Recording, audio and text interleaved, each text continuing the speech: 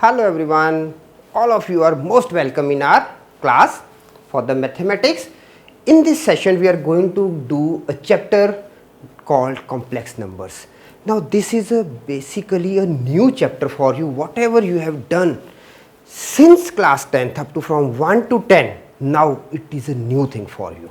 Now in this chapter what we are going to do, we are going to carve imaginary numbers, power of I, it is written I, what it is called I will tell you later on.